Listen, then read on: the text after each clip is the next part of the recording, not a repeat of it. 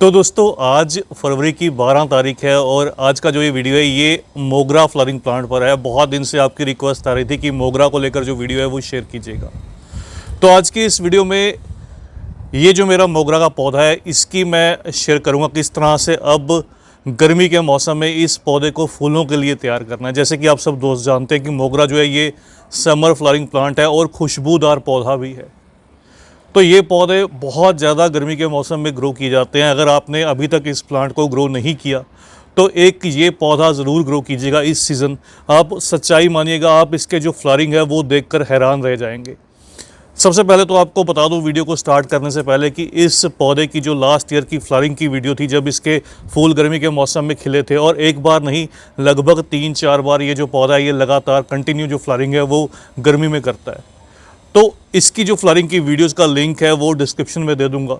अभी ये पौधा क्योंकि सर्दी के मौसम में रेस्ट या डोरमेंसी में था, इसके जो पत्तियां थी वो पूरी तरह से गिर चुकी थी। अब हमारे यहाँ पर धूप जो है वो अच्छे से निकलना स्टार्ट हुई है। दिन का जो टेम्परेचर है वो लगभग 15 से 20 डिग्री के बीच में।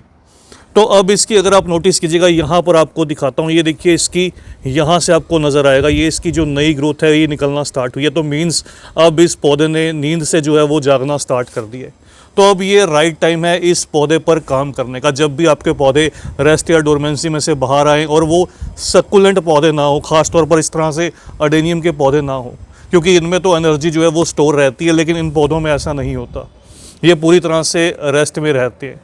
तो जब इस तरह से आपको ग्रोथ नज़र आए तब ऐसे पौधों पर आप काम शुरू कीजिएगा। अब सबसे पहला हमें काम क्या करना है, क्योंकि ये सेमी वाइन टाइप पौधा रहता है, एक सेमी बेलनुमा पौधा रहता है, तो इसकी मैं चाहता हूँ कि प्लांट की तरह ग्रोथ हो। हालांकि ये नीचे से बेस जो है वो अच्छे से डेवलप हो चुका है। लगभग 2 साल पुराना मेरा प्लांट है और इसको मैंने इस तरह से मिट्टी के 10 या 12 इंच के गमले में ग्रो किया है। अब इसका पहला हम काम करेंगे, इसके ऊपर से जो ब्रांचेस है उसकी कटिंग प्रूनिंग करेंगे, इसलिए इसका जो शार्प कटर है उसका इस्तेमाल करेंगे। और आप कोशिश कीजिएगा जो कटिंग है वो एक सिमेट्री में कीजिएगा। इसका बेनिफिट ये मिलेगा, जब भी पौधा नई ग्रोथ करेगा तो वो एक बैलेंस्ड ग्रोथ करेगा जो देखने में बहुत ज़्यादा सुंदर दिखाई देगी। तो इस तरह से जितनी भी जो ये ड्राई ब्रांचेस हैं, डेड ब्रांचेस हैं, उन सभी ब्रांचेस को हम इस तरह से जो है वो रिमूव कर देंगे। और ये देखिएगा हमारे बैक साइड में जो आपको दिखाई दिया ये प्लॉट जो है ये बिल्कुल खाली है। तो यहाँ पर मैं बहुत सी जो इस तरह से ड्राई ब्रांचेस जो डेड रहती है रिपोर्टिंग करने के समय जो ये कटिंग्स वगैरह हैं, इन सभी कटिंग्स को इस तरह से जो है वो घेरता चला जाता हूँ, इसको हटा देता हूँ यहाँ से।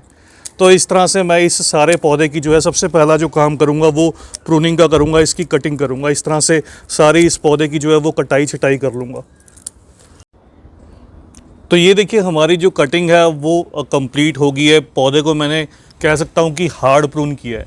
इस तरह से इसकी ब्रांचेस हैं थोड़ी सी नीचे तक कट की हैं और आप नोटिस कीजिएगा अंदर की साइड से सभी जो ब्रांचेस हैं वो आपको ग्रीन दिखाई देंगी। मतलब हमारा पौधा बिल्कुल हेल्दी है, स्वस्थ है, अच्छे से ये अब ग्रोथ करेगा, इस सीज़न में हैवी फ्लावरिंग करेगा। अब दूसरा जो काम करना है, क्योंकि ये जो पौधे हैं जैसे जैसे मैच्योर होते हैं इनकी जो रूट स्ट्रक्चर है वो बहुत तेज़ी से डेवलप होता है। ये जैसे मैंने आपको बताया कि सेमी वाइन टाइप या बेलनुमा पौधे रहते हैं, तो इनकी जो जड़ें हैं वो तेज़ी से विकास करती हैं। अगर आपने कुछ ऐसे ही 10-12 इंच के गमलों में इन पौधों को ग्रो किया है तो आपको जो एक काम हर साल करना पड़ेगा वो है इनकी रिपोर्टिंग। बहुत से कमेंट्स रहते हैं क्या रिपोर्टिंग और कटिंग प्रूनिंग एक साथ कर सकते हैं। तो ये जो फरवरी मार्च का मौसम रहता है या फिर मानसून का मौसम रहता है, इस मौसम में ये पौधे ये दोनों काम एक साथ जो है वो ईज़िली टॉलरेट कर जाते हैं। लास्ट ईयर भी मैंने इस तरह से इनका दोनों काम जो है वो एक साथ किए थे और इस साल भी करूँगा। तो हम इस पौधे को सबसे पहले इस तरह से जो है वो गमले में से बाहर निकाल लेंगे। जब भी आपको ऐसे पौधे को बाहर निकालना हो तो आप इस तरह से एक हाथ को ऊपर रखिएगा और नीचे से जब भी आपको लगे कि पौधा पूरी तरह से रूट बाउंड है, उसकी जड़ें अंदर तक पूरी अच्छे से बनी है, तो नीचे से इस तरह से ग्रिप बनाकर अच्छे से ग्रिप बनाकर पौधे को ऐसे पुल कीजिए ऊपर की तरफ। तो ये जो प्लांट है ये देखिए कुछ इस तरह से पूरा का पूरा जो प्लांट है आपका इस तरह से पूरा रूट्स के साथ जो है वो बाहर निकल आएगा। अब ये हमारा जो रूट स्ट्रक्चर है देखिए कितने अच्छे से डेवलप हुआ है। सबसे पहले हम इस तरह से बाहर निकालने के बाद नीचे की साइड पर ये मैंने जो ठीकरी प्लेस की थी इसको बाहर निकाल लेंगे और वापस इसको इसी गमले में दोबारा से जो होल रहता है गमले के अंदर उसके ऊपर प्लेस कर देंगे। और अब ये देखिए इस पौधे में मेनली आपको जो ये रूट्स दिखेंगी ये फाइब्रस रूट्स रहती हैं। इन्होंने जो काम करना है वो मेन काम करना है, इस रूट्स ने सभी का सभी जो फर्टिलाइज़र है वो इनटेक करना है।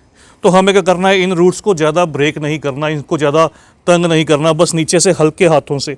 अगर आपके पास बड़ा गमला हो तो आप इसको टच मत कीजिए, ऐसे ही एज इट इज़ ही इसको बड़े गमले में शिफ्ट कर दीजिए। लेकिन अगर आपने सेम गमले में रिपोर्ट करना है तो इसको इस तरह से कुछ नीचे से जो मिट्टी को है हम वो लूज़ कर लेंगे, इस तरह से इसकी जो मिट्टी है झटक कर वो बाहर निकाल लेंगे, ताकि नीचे की जो सॉइल है वो सारी की सारी इस तरह से करने से ये देखिए ये पूरी सॉइल जो है वो लूज़ हो जाएगी, बहुत अच्छे से निकल जाएगी। तो ये काम करना ज़रूरी रहता है, हर साल आपने इस तरह से अपने पौधे में ये काम करना है, ये बहुत ज़रूरी है। इसके बाद अगला जो काम है वो इस प्रोसेस को कंप्लीट करने के बाद आपके साथ शेयर करता हूँ। ये देखिए हमने मिट्टी जो है वो बिल्कुल रिमूव कर ली है नीचे से, थोड़ी सी जो रूट्स हैं इस तरह से कुछ निकल कर आई हैं, ये देखिए रूट्स कितनी हेल्दी हैं। अब हमें क्या करना है, इसकी थोड़ी सी जो एक्स्ट्रा रूट्स हैं वो भी कट कर लेनी है। लगभग लगा लीजिए मैंने इस पौधे की जो सॉइल है वो 70% तक जो है वो रिमूव कर दी है।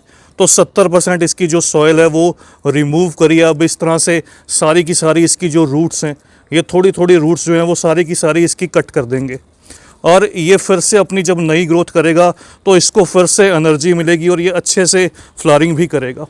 तो इस तरह से सारी रूट्स को एक बार मैंने हल्का सा निकाल दिया है नीचे नीचे से, और ये रूट बॉल जो रहती है इसको आपने नहीं छेड़ना, इसको छेड़ने से पौधा बहुत ज़्यादा स्ट्रेस में चला जाएगा।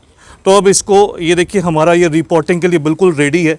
अब हमें क्या करना है, ये जो रूट्स हैं इन सभी रूट्स को यहाँ से निकाल लेना है। इनको यहाँ से निकाल कर आप चाहें तो ये डिकम्पोज हो जाती हैं, धीरे धीरे डिकम्पोज हो जाएंगी। इनको इस तरह से गमले के बेस में नीचे की तरफ डाल दीजिए, ये धीरे धीरे डिकम्पोज हो जाएंगी। नहीं तो आप चाहें तो इसको थ्रो कर दीजिए, इसको गिर दीजिए। फिर से हमें इसी सॉइल का यूज़ करना है। बहुत से कमेंट्स आते हैं कि हमारे पास जो मिट्टी है वो अवेलेबल नहीं रहती, तो इस सॉइल को दोबारा से आप यूज़ कर सकते हैं, इसको रिचार्ज कर सकते हैं। अब रिचार्ज कैसे करना है इस सॉइल को, इसको रिचार्ज करने के लिए इसके अंदर जब हमें रिपोर्ट करते समय इसके अंदर जो फर्टिलाइज़र है वो एक्स्ट्रा ऐड करेंगे। तो सबसे पहले इस सॉइल को हम लगभग 50-60% जो है वो दोबारा से इस गमले के अंदर जो है वो फिल कर लेते हैं। अच्छे से इस सॉइल को दोबारा से इसी गमले में फिल करते हैं, फिर इसका जो रिचार्ज का प्रोसेस है वो करेंगे। आप चाहें तो इस तरह से जो पुरानी गमलों की मिट्टी रहती है उसको निकाल कर आप इसको हवा में थोड़ी देर के लिए 1-2 दिन के लिए सुखा भी सकते हैं। लेकिन अब हम इसको क्योंकि साथ के साथ रिपोर्ट कर रहे हैं तो इसको हम रिचार्ज करेंगे। तो ये देखिए गमले को हमने लगभग जो है वो 50% जो है वो फिल कर लिया। इस तरह से इसको 50% जो है वो फिल करेंगे। अब रिचार्ज के लिए सबसे पहले इसके अंदर जो है वो मैं इस तरह से जो खाद रहती है, जो वर्मी कंपोस्ट, केचुआ खाद, जो भी आपके पास अवेलेबल हो, काऊ डंग रहे, ये जो मैं ऑर्गेनिक मैन्योर है जो नर्सेज पर इजीली अवेलेबल रहती है, इसकी लगभग 1 से 2 मुट्ठी इस तरह से इस बेस के ऊपर इसकी लगभग 2 मुट्ठी। तो ये कार्बन रिच है, कार्बन की पौधों को ज़रूरत रहती है दूसरे सभी फर्टिलाइज़र को इनटेक करने के लिए। इस तरह से इसको डाल दूंगा। उसके बाद दूसरी जो चीज़ है, यहाँ पर लगभग 4 से 5 ग्राम इस तरह से सरसों की खली।